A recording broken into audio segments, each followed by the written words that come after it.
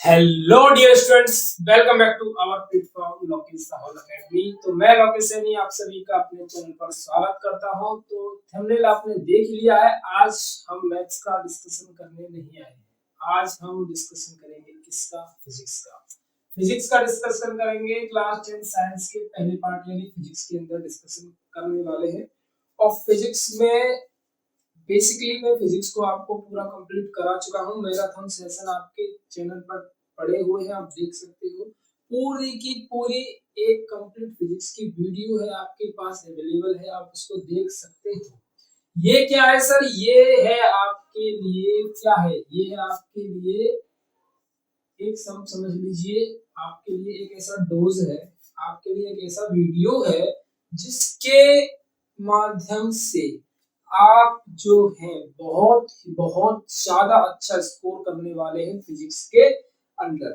ये गिने चुने चुनिंदा वो क्वेश्चन है जो कि प्रीवियस ईयर बोर्ड में हर बार कोई ना कोई ईयर में पूछे गए हैं और पूछे गए।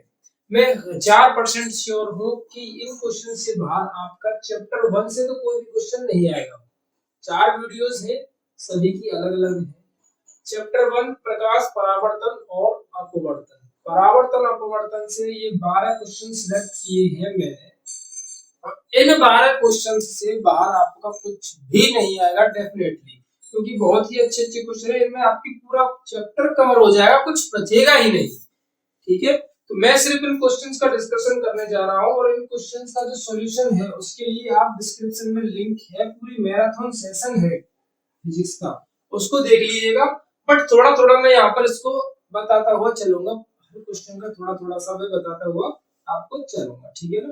क्योंकि आप डिस्क्रिप्शन में लिंक है वीडियो की, आप वहां पर पूरा पढ़ लोगे, कोई दिक्कत नहीं आएगी। 3 घंटे का वीडियो, 3 घंटे में पूरी फिजिक्स मैंने क्लियर कर दी है पूरी, एक भी टॉपिक नहीं छोड़ा। आप 3 घंटे में बताइए पूरी फिजिक्स को 3 घंटे में कर सको, इससे ज्यादा बेहतर आप क्या हो सकता है, आप ही समझ लीजिए। ठीक है, तो शुरू करते हैं। क्वेश्चंस को नोट कर लीजिएगा डेफिनेटली। 4 चैप्टर्स से अप्रोक्स में बता रहा हूँ 50 क्वेश्चन बनेंगे। 12 चौक 48 होते हैं, अगर 12-12 क्वेश्चन लगाऊं तो मैं तो लगभग 50 क्वेश्चन बनेंगे। और 50 क्वेश्चन में पूरी फिजिक्स कंप्लीट है। और मैं बता रहा हूँ पूरी फिजिक्स के क्वेश्चन इसी में से फंस जाएंगे आपके। ठीक है, तो ठीक है बच्चों, तो शुरू करते हैं पहले क्वेश्चन की स्टार्टिंग। और न्यूमेरिकल्स, हाँ सर न्यूमेरिकल्स के बारे में तो बात करना बहुत छोड़ ही दिया हमने। तो न्यूमेरिकल्स के लिए मैं अलग से वीडियो दूंगा आपको, जिसमें न्यूमेरिकल्स की डिस्कशन हम करेंगे। ठीक है, उनकी चिंता नहीं करनी किसी को। सर प्रकाश का परावर्तन क्या होता है? सर प्रकाश का परावर्तन सबको जानते हैं। प्रकाश का परावर्तन किसे कहते हैं? सचित्र वर्णन कीजिए। देखिए प्रकाश के परावर्तन में डेफिनेशन आपसे कभी नहीं आएगी सर प्रकाश का परावर्तन बता दो क्या होता है, ऐसी छोटी सी डेफिनेशन है, मुश्किल ही आएगी। लेकिन इसका पूरा डिस्क्रिप्शन आएगा, प्रकाश का परावर्तन का सचित्र वर्णन कीजिए। सर प्रकाश के परावर्तन का सचित्र वर्णन कैसे होता है? सर एक प्लेन मिरर इस तरीके का होता है, समतल दर्पण। हमारे प्रकाश की किरण इस तरीके से आती है और इस तरीके से चली जाती है। ये क्या होता है? अपना अविलंब, जिसको इंग्लिश में बोलते हैं क्या? नॉर्मल। ये क्या होती है? आपतित किरण। क्या होती है सर? आपतित किरण होती है। यह क्या होती है? परावर्तित किरण। ठीक है, ये क्या होता है? आई। ये क्या होता है? आर। ठीक है, ये होता है सर सचित्र वर्णन इसका। परावर्तन किसे कहते हैं सर? प्रकाश का परावर्तन जब कोई प्रकाश की किरण किसी चिकनी अथवा पॉलिशदार सतह पर आपतित होती है तो उसका अधिकांश भाग उसी माध्यम में वापस लौट जाता है। इस घटना को प्रकाश का परावर्तन कहते हैं। और फिर उसके बाद इस चित्र को बना देना है, क्वेश्चन खत्म हो गया। सर आपका प्रकाश का परावर्तन किसे कहते हैं, इसका सचित्र वर्णन कीजिए। ये क्वेश्चन आपका खत्म हो गया। इस तरीके से आपको इसको डिफाइन करना है पूरा कंप्लीट। बहुत अच्छी तरीके से मैंने क्लियर किया हुआ है, डिस्क्रिप्शन में वीडियो की लिंक है, 3 घंटे की वीडियो है, जाकर देख लीजिए। ठीक है, चलिए सेकंड क्वेश्चन को बताऊं, इसको डिस्कस नोट कर लीजिएगा साथ के साथ। सेकंड क्वेश्चन है सर परावर्तन के नियम लिखो। सर आप परावर्तन के नियम भी लिख दो। सर परावर्तन के कितने नियम होते हैं? परावर्तन के सर 2 नियम होते हैं। पहला नियम क्या होता है सर? पहला नियम होता है कि एंगल आई बराबर होता है एंगल आर के। सर एंगल आई क्या होता है? आपतन कोण। क्या होता है? आपतन कोण। और क्या होता है? परावर्तन कोण।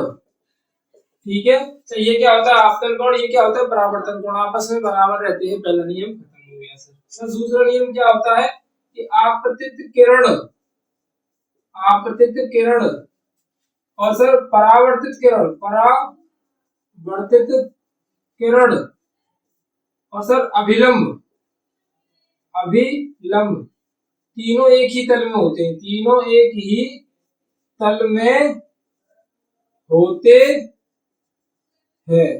तीनों एक ही तल में होते हैं। आपतित किरण, परावर्तित किरण तथा अभिलंब तीनों एक ही तल में होते हैं। सर दो नियम में दोनों नियम कंप्लीट हो जाएंगे इसके। ये कैसे याद होगा, पूरा एक थ्योरी तरीके से याद करना है। प्रकाश का परावर्तन किसे कहते हैं, ये क्या होता है, पूरा फिगर याद करना, फिर इस फिगर में से ही दोनों नियमों को बना लेना है। ठीक है, ये क्वेश्चन कंप्लीट हो गया आपका।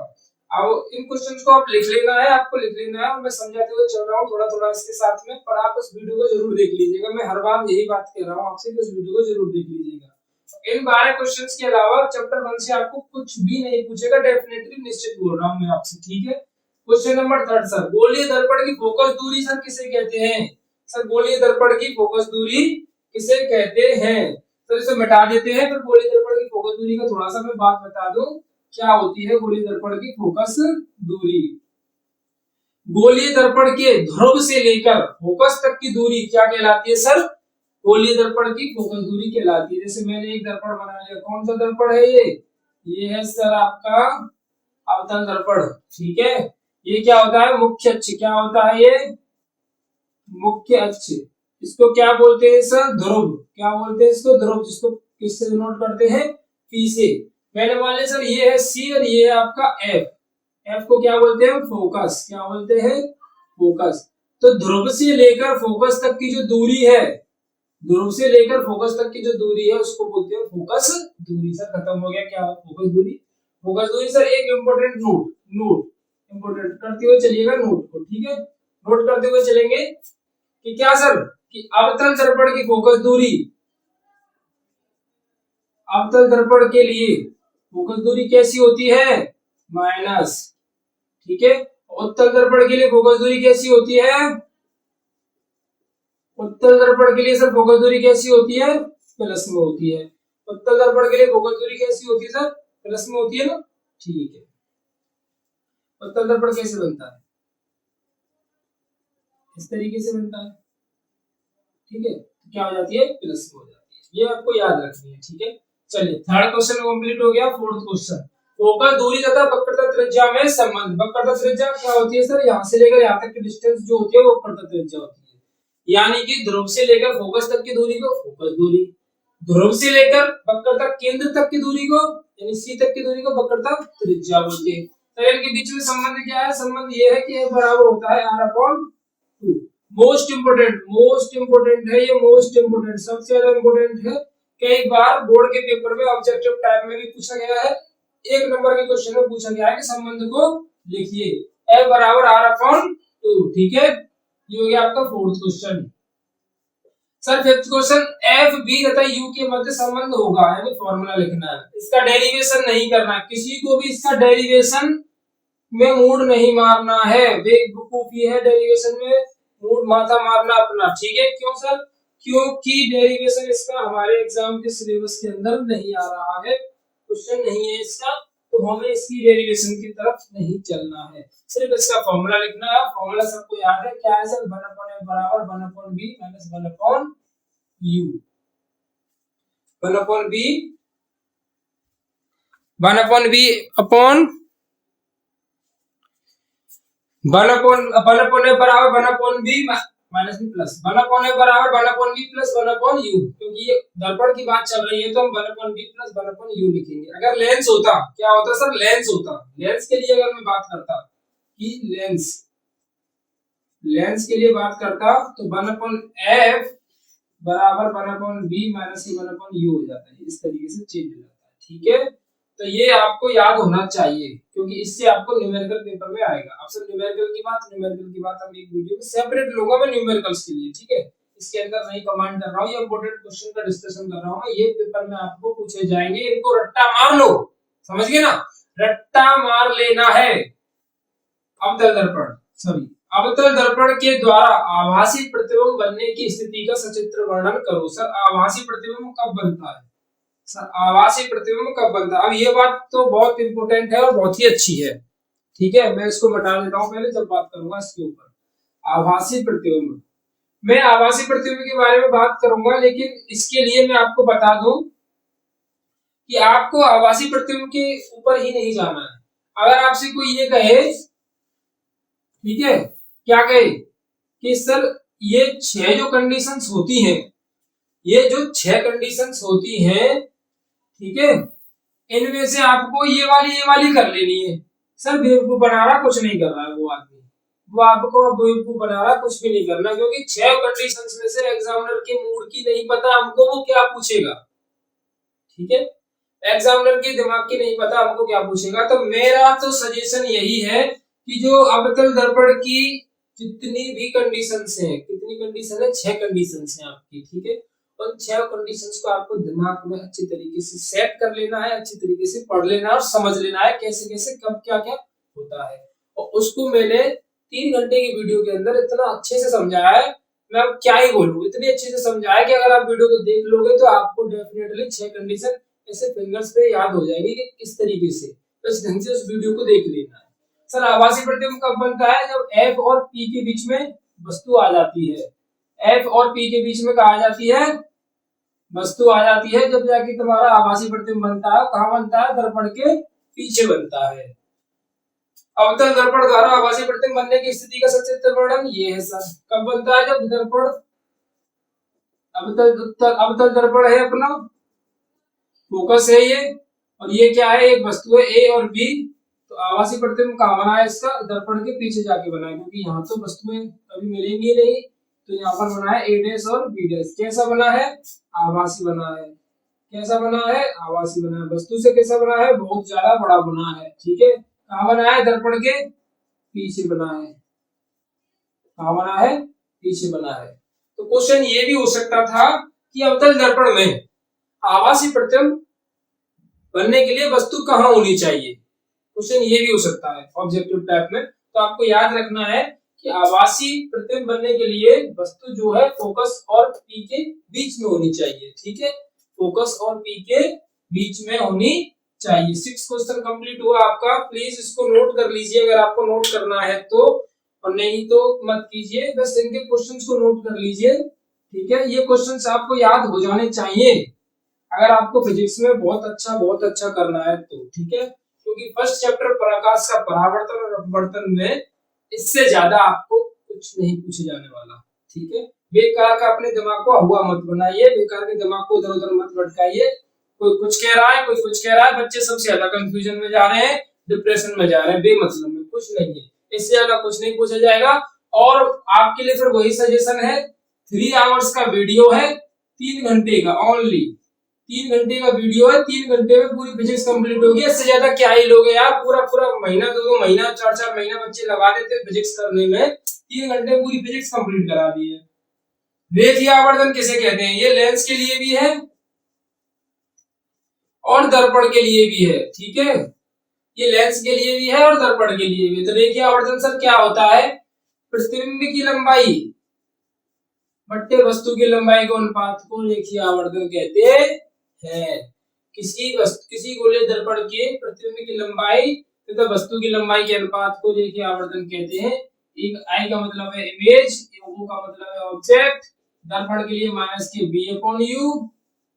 ये किसके लिए है? मिरर। किसके लिए है? मिरर के लिए। और एम बराबर B upon U only for lens. किसके लिए? ये लेंस के लिए जिसमें माइनस हट जाएगा, और ये दर्पण के लिए जिसमें माइनस लग जाएगा, ठीक है। देखिए आवर्धन क्या होता है? गोलीय दर्पण की प्रतिबिंब की लंबाई तथा वस्तु की लंबाई के अनुपात को रेखीय आवर्धन कहते हैं, जिसे इसके स्मॉल एम से प्रदर्शित करते हैं। इसका फॉर्मूला एम बराबर आई अपॉन ओ, और एक और फॉर्मूला एम बराबर माइनस के बी अपॉन यू। अगर क्वेश्चन आता है रेखीय आवर्धन किसे कहते हैं, तो पहले इसकी डेफिनेशन, किसे प्रदर्शित करते हैं, तो उसका फॉर्मूला, पूरा कंप्लीट डिस्क्रिप्शन देना पड़ेगा, ठीक है। ये हो गया आपका क्वेश्चन नंबर 7 तैयार, ठीक है। चलिए सर क्वेश्चन नंबर 8।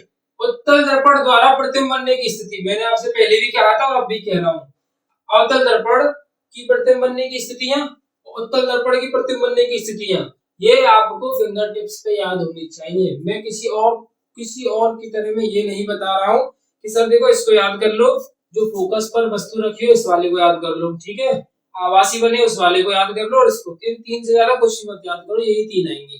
अब यार हमको थोड़ी पता है कि एग्जामिनर ने क्या लिखा है, ठीक है ना, हम सिर्फ हम मैं हूँ चाहे कोई और हो, चाहे आप हो, चाहे आपसे कोई सीनियर हो या आपका कोई टीचर हो, अगर आप उसे ये कहते हो कि सर मुझे फिजिक्स में वो बताओ जो पेपर के लिए इम्पोर्टेंट है, तो वो कैसे बताएंगे, वो अपने प्रीवियस ईयर डाटा के बेस पर बताएंगे कि ये इम्पोर्टेंट है, लेकिन वो ये तो नहीं कह सकते ना कि यही पेपर में आएगा, डेफिनेटली इसको लिख ले यही आएगा।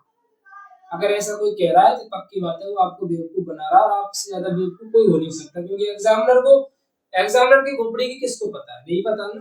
तो ये 6 स्थिति है इसकी, और 2 स्थिति इसमें अलग अलग होती है उत्तर दर्पण में ना, बाकी की सब कुछ सेम होती है, ठीक है ना। तो इसकी स्थितियां हैं, इनको आपको फिंगर टिप्स पे रट लेना है, और इनको रटना बहुत आसान है, मैंने इनको आपको बहुत अच्छे से सिखाया है इस वीडियो के अंदर, आप देख लीजिएगा, ठीक है ना, समझ गए बात को, ठीक है। तो इनके लिए आपको मैं ये नहीं कहूंगा किसी और की तरह कि बस इसको याद करो और कुछ मत याद करो, मैं कहूंगा कि इन सबको आप समझ लीजिए, और इनको या समझ लोगे तो याद अपने आप हो जाएंगे ऑटोमेटिक, ज्यादा रट्टा में करने की जरूरत नहीं पड़ेगी। ये चलिए चलिए 9वें क्वेश्चन पर आ जाता हूँ। प्रकाश का अपवर्तन सर किसे कहते हैं, प्रकाश का अपवर्तन, तो सर प्रकाश का अपवर्तन के लिए हमने ये कुछ पढ़ा है ऐसे, जब चलिए मैं इसको मिटा के दोबारा बनाता हूँ। प्रकाश का अपवर्तन, प्रकाश का अपवर्तन क्या होता है, जब कोई प्रकाश की किरण एक पारदर्शी माध्यम से दूसरे पारदर्शी माध्यम में जाती है तो वह अपने मार्ग से विचलित हो जाती है, अपने मार्ग से विचलित हो जाती है। प्रकाश की इस घटना को प्रकाश का अपवर्तन कहते हैं, ठीक है। ये देखिए, ठीक है, ये है, मैंने इसका कंडीशन 3D कर दिया है इस तरीके से, ये आई है, ये आर है, ये आपका सर विरल माध्यम है, ये नीचे का सघन माध्यम है, एक डेंसर है और एक कौन सा है पता नहीं है, वैक्यूम टाइप का कुछ ऐसा है, ठीक है। विरल माध्यम मतलब मैं समझ लूं वायु है, सघन माध्यम में समझ लेता हूँ कांच है। जब प्रकाश किरण एक माध्यम से दूसरे माध्यम में जा रही है, तो जाना तो इसको कैसा चाहिए था, एकदम सीधा बिल्कुल आराम पार एकदम गोली की तरह निकल जाना चाहिए था, लेकिन ऐसा नहीं हुआ। हुआ कैसे, ये अपनी अभिलंब की ओर थोड़ी सी मुड़कर नीचे की तरफ निकल गई है, इसका मतलब अपने मार्ग से अपने रास्ते से थोड़ा सा विचलित हो गई, इसका ध्यान भटक गया है, थोड़ा सा इधर की तरफ आ गई है।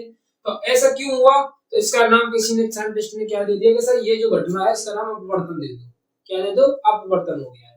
तो जब प्रकाश की किरण किसी एक पारदर्शी माध्यम से दूसरे पारदर्शी माध्यम में प्रवेश करती है तो वह अपने मार्ग से विचलित हो जाती है, प्रकाश की इस घटना को प्रकाश का अपवर्तन कहते हैं, ठीक है। अब इसमें सर इंपॉर्टेंट क्या है, इंपॉर्टेंट क्या है सर इसमें बताइए। तो इसमें इंपॉर्टेंट सर ये है कि जब प्रकाश की किरण विरल से सघन में होगी, इससे विरल से, कैसे लिखता हूं मैं, विरल से किस में जाएगी, सघन में जाएगी, ठीक है, विरल से किस में जाएगी, सघन में जाएगी, तो आई का मान बड़ा होता है आर से, आई का मान क्या होता है, बड़ा होता है आर से, इसका मतलब ये हुआ अविलंब की ओर झुकेगी, अविलंब की ओर झुकेगी, ठीक है। ये इंपॉर्टेंट कॉन्सेप्ट है, पेपर में पूछा जा सकता है कि आई ग्रेटर देन आर, ठीक है, या फिर जब प्रकाश की किरण अवलंब की ओर झुकती है तब कैसी कंडीशन होती है, आई का मान बड़ा होता है, आई के मान आर का मान बड़ा होता है, आई का मान आर के मान के बराबर होता है, कैसा होता है, ठीक है। और जब प्रकाश की किरण सघन माध्यम से विरल माध्यम में जाती हो, किस में जाती हो, विरल माध्यम में, तब क्या होता है, जब आई का मान छोटा होता है आर से, इसका मतलब अविलंब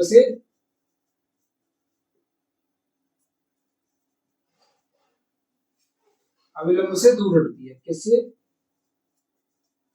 दूर हटती है। ठीक है, इंपॉर्टेंट कॉन्सेप्ट है ये। तो ये सब प्रकाश का अपवर्तन मैंने पूरा कंप्लीट बता दिया, डेफिनेशन भी मैंने 2 बार बोल दिया। इसका सचित्र वर्णन ये है, आपको ये याद रखना है। ठीक है, चलिए नेक्स्ट क्वेश्चन पर आऊं। सर स्नेल का नियम, स्नेल का नियम मोस्ट इंपोर्टेंट है, most important, most important, most important है स्नेल का नियम। क्या होता है सर स्नेल का नियम? स्नेल का नियम होता है, क्या लिख दूं, साइन आई बट्टे साइन आर बराबर में 1/2। तो 1/2 क्या होता है? 1/2 होता है अपना अपवर्तनांक। क्या होता है? अपवर्तनांक। ठीक है, स्नेल का नियम आपको याद रखना है, साइन अपन साइन बराबर 1/2 होता है। लेंस की क्षमता, लेंस की क्षमता क्या होती है? लेंस की क्षमता क्या होती है? फोकस दूरी के व्युत्क्रम को ही लेंस की क्षमता कहते हैं। बता दूं इसको, बता दूं, फोकस दूरी के व्युत्क्रम को ही लेंस की क्षमता कहते हैं, कहते हैं, कहते हैं। किसमें? मीटर में। किसमें? सेंटीमीटर में। चीजें याद है? ठीक है, P बराबर 1/f, P बराबर 100/f सेंटीमीटर, एक है मीटर। ठीक है, लेंस की क्षमता क्या होती है? देखो, लेंस की क्षमता का मतलब होता है कोई प्रकाश, जो कोई लेंस है, प्रकाश की किरणों को कितना अधिक मोड़ता है, इसको क्षमता बोलते हैं। यानी अगर कोई लेंस जो है प्रकाश की किरणों को 45 डिग्री एंगल पे टर्न करता है, प्रकाश की किरण आई 45 डिग्री पर करता है, एक है जो उससे ज्यादा करता है। यानी जो जितना प्रकाश की किरणों को अधिक मोड़ेगा, उसकी लेंस की क्षमता उतनी ही ज्यादा होगी। ठीक है ना, प्रकाश किरणों को जो मोड़ने की जो पावर है, वही हम लेंस की क्षमता को बोलते हैं। और डेफिनेशन के तौर पर बोलूं कि लेंस की क्षमता क्या होती है, तो लेंस की फोकस दूरी के व्युत्क्रम को ही लेंस की क्षमता कहते हैं। इसे p से प्रदर्शित करते हैं। इसका मात्रक क्या होता है? मात्रक इंपोर्टेंट है, पेपर में पूछा जा सकता है। मात्रक होता है डायोप्टर, डायोप्टर। सर प्लस में है क्षमता, तो कौन सा लेंस है? उत्तल लेंस है। माइनस में है क्षमता, तो कौन सा लेंस है? अवतल लेंस है। ठीक है, माइनस में है क्षमता, तो कौन सा लेंस है? अवतल लेंस है। प्लस में है तो उत्तल लेंस है। ठीक है, चलिए ये हो गया खत्म। लास्ट क्वेश्चन है, क्रांतिक कोण क्या होता है? बेसिकली ये नहीं है, बट इसको डिस्कस कर लेते हैं। क्रांतिक कोण क्या होता है? एक होता है पूर्णांतरिक परावर्तन, एक होता है पूर्णांतरिक परावर्तन, और एक होता है क्रांतिक कोण। बेसिकली ये अपने सिलेबस के अंदर मतलब कम है, नहीं आ रहे हैं, लेकिन इसको डिस्कस कर ही लेते हैं। क्रांतिक कोण के बारे में क्या चीज होती है क्रांतिक कोण? देखिए,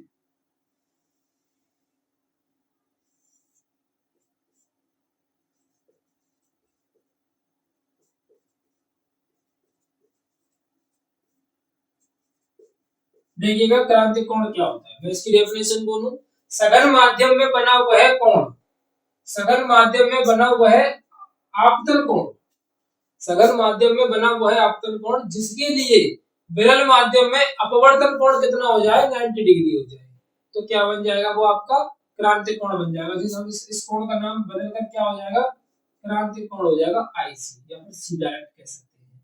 क्या कह सकते हैं? क्रांतिक कोण। क्रांतिक कोण के लिए अपवर्तन कोण कितना होता है? 90 डिग्री का। ठीक है, स्नेल का नियम लगाऊं, sin a बट्टे sin r बराबर क्या होता है अपना? sin a बट्टे sin r क्या होता है? n होता है अपवर्तनांक।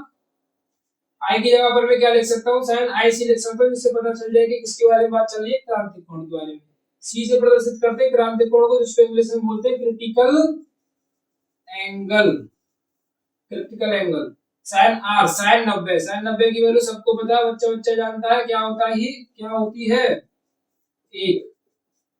ठीक है, तो क्रांतिक कोण का मान जो है अपवर्तनांक के बराबर आ जाता है इस तरीके से। अपवर्तनांक n के बराबर, n को क्या बोलते हैं हम? n2/n1, n2/n1। इसको ऐसे लिख सकता हूँ, n1/n2 बराबर होता है 1/sin c। ठीक है, तो क्रांतिक कोण क्या होता है? सघन माध्यम में बना वह कोण जिसके लिए विरल माध्यम में अपवर्तन कोण कितना होता है? 90 डिग्री होता है, उसे हम क्रांतिक कोण कहते हैं। ठीक है, तो ये है सर आपका चैप्टर नंबर 1 का एकदम बेहतर वाला रिव्यू। बेहतर वाला, बहुत ज्यादा बेहतर, इससे ज्यादा बेहतर नहीं हो सकता। कुछ भी मैं बता सकता हूँ आपको 100% श्योर, उससे ज्यादा बेहतर कुछ नहीं है। बस इसमें मैंने आपको ये दो चीजें जो है मैंने अलग से पढ़ने के लिए कही है, उत्तल दर्पण अवतल दर्पण की 6 स्थिति आपको रट्टाफिकेशन में याद कर लेनी है, समझ लेनी है, जो कि कहाँ मिल जाएंगी आपको डिस्क्रिप्शन में लिंक है, आप जाइए और आप उस वीडियो को देख लीजिए। 3 घंटे का वीडियो लेक्चर है, अच्छे आराम से समझ में आपको आ जाएगा। ठीक है, तो अब हम मिलेंगे दूसरे चैप्टर पर जो है मानव नेत्र का, जिसमें हम मोस्ट इंपोर्टेंट क्वेश्चन को डिस्कस करेंगे और इससे ज्यादा आपको फर्स्ट चैप्टर के अंदर कुछ भी नहीं पूछा जाएगा, आप लिख लीजिए, पक्का 100% श्योर हूं। ठीक है, तो मिलते हैं अगले वीडियो के साथ। प्लीज वीडियो को शेयर कीजिएगा, वीडियो को लाइक कीजिएगा। आप मतलब ये है कि आप खुद तो बेनिफिट ले रहे हो, आप अपने दोस्तों को भी बता सकते हो जिससे कि उनको भी फायदा हो इस वीडियो का। ठीक है, मिलते हैं अगले वीडियो के साथ। आप सभी का धन्यवाद वीडियो को देखने के लिए।